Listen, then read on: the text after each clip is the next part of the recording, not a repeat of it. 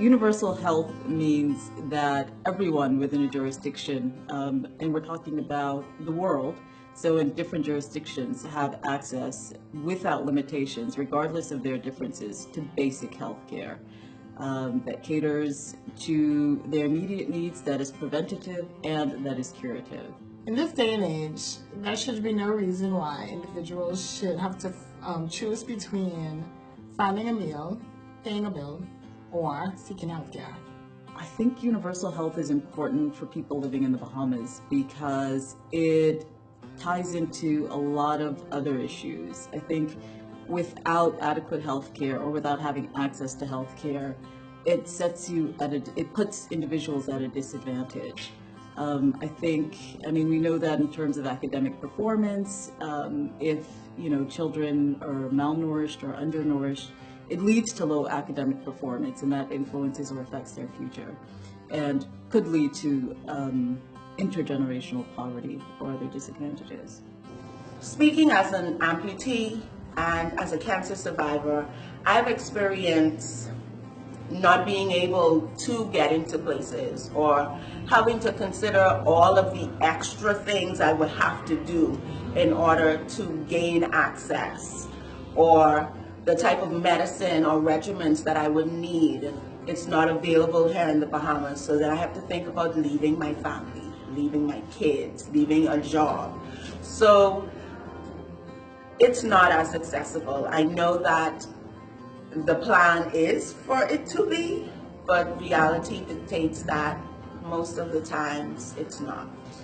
In our work, it has become very, very clear that individuals in the communities that we serve face issues of paranoia in going to healthcare. They want to make sure that once they actually access services available to them, it's quality and they aren't stigmatized. Financial definitely is a huge key. We're definitely a proponent for universal healthcare straight across the board.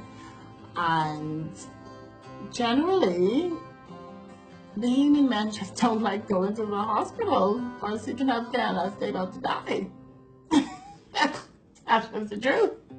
I think that these things need to be taken into consideration, not just for our community in terms of having male doctors and female doctors who have different expertise. I don't know what we can necessarily do apart from training individuals to ensure that you have a female and male doctor with certain expertise instead of having to wait or travel to another country to get those services.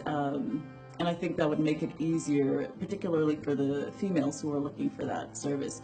I don't know that men complain too much about that, having females cater to them. I've not heard that, but I do know for women that tends to be a concern.